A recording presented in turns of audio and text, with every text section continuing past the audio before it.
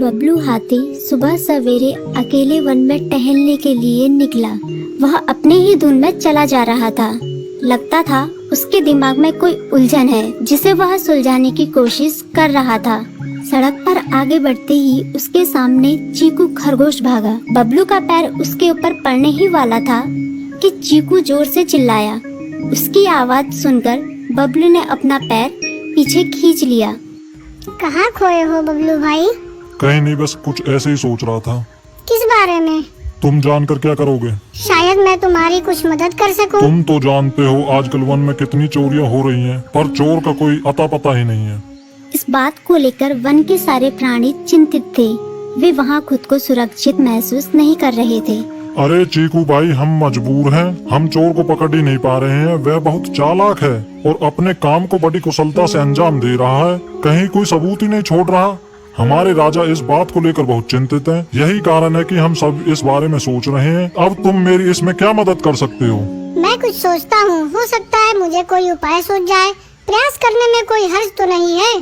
तुम ठीक कहते हो चीकू, लेकिन वन के गुप्तचर भी अभी तक इसका कोई हल नहीं निकाल सके। इतना कहकर वे चुप हो गए। बबलू की बातों ने चीकू को सोचने के लिए मजबूर कर दिया। चीकू को उदास देखकर बबलू बोला, तुम अपना मन छोटा मत करो। मुझे अच्छा लगा कि तुमने मेरी परेशानी को समझा। कभी मैं भी इस वन के लिए गुप्तचर का काम करता था। एक बार मेरी टांग टूट जाने से मेरे अंदर फुर्ती नहीं रही। तब से मैंने यह काम छोड़ दिया। चीकू, तुम चाहो तो यह काम दोबारा कर सकते हो। वन के प्राणी ज्यादातर दिन में भोजन की तलाश करते हैं, वे रात को आराम करते हैं। तुम दिन रात दोनों में ही भोजन की तलाश में निकल सकते हो सकता है रात को तुम्हें कुछ ऐसी बातों का पता चल जाए जो हमारे काम की हो। हाँ बबलू, तुम ठीक कहते हो। मैं आज रात को वन में घूम कर इस बात का पता करने की कोशिश करता हूँ। थोड़ी देर बातें करके चीकू अपने बिल की ओर बढ़ गया और बबलू अपने रास्ते चला गया। चीकू के दिमाग में अभी तक बबलू की कही बातें घूम रही थी। उसे समझ नहीं आ रहा था वह बबलू की मदद कैसे करे। दिन भर वह उसी उधेड़-बुन में लगा रहा।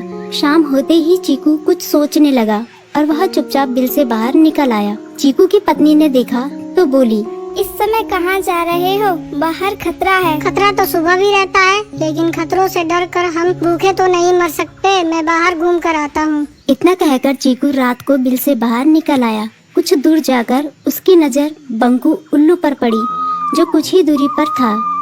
वह पेड़ की डाल पर बैठा अपनी गर्दन चारों तरफ घुमा रहा था। वह तेजी से पेड़ की एक डाल से दूसरी डाल पर उड़ रहा था। बंकू की नजर उस पर नहीं पड़ी थी। कुछ सोचकर चीकू पेड़ के पीछे से बाहर निकलकर थोड़ी खुली जगह पर आ गया और वहां से बंकू उल्लू को देखने लगा। बंकू ने चीकू को अंधेरे में भी देख लिया, पर उसने उसमें कोई उत्सुकता नहीं दिखाई और अपनी गर्दन चारों ओर घुमाता रहा। चीकू बड़ी देर तक बंकू की हरकतों पर नजर रखे रहा। वह थोड़ी देर तक खुले मैदान में खड़ा रहा, पर बंकू ने उसे देखकर भी अनदेखा कर दिया। उसने महसूस किया कि बंकू के आसपास चमकू चमगादड़ भी मंडरा रहा था। कुछ देर वन में घूमने के बाद चीकू अपने बिल में लौट आया और सुबह होने का इंतजार करने लगा। अगली सुबह बबलू उसी रास्ते में जा रहा था। रास्ते में चीकू उसका इंतजार कर रहा था। आज बड़ी जल्दी आ गए बबलू। हाँ, आजकल मुझे चिंता की वजह से नींद नहीं आती। कोई नई खबर है क्या? यकीन से तो मैं नहीं कह सकता, पर मैं तुम्हें ऐसे प्राणी का नाम बता सकता हूँ जो शायद चोरों की मदद कर रहा है। कौन है वो? बंकू उल्लू।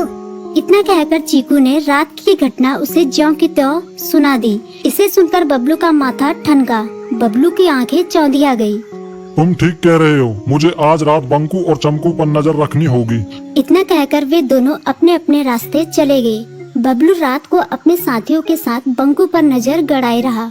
उसकी संदिग्ध गतिविधियों को देखकर बबलू ने उसे उसके साथियों चंकी और संकी लोमड़ के साथ पकड़ लिया। बबलू ने सख्ती से पूछताछ करनी शुरू कर दी।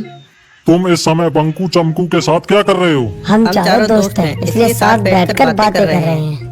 चमगादड़ और उल्लू की दोस्ती तो समझ में आती है, पर लोमड़ के साथ दोस्ती कैसे हो सकती है? सख्ती से पूछने पर दोनों ने अपना जुर्म कबूल कर लिया और सभी चोरियों के बारे में बताया जो उन्होंने कुछ दिन पहले वन में की थी। बबलू ने उनके चोरी का सारा सामान भी बरामद कर लिया। बंकू और चमकू को अभी तक समझ में नहीं आ रहा था कि वो इतनी आसानी से कैसे पकड़ में आ गई।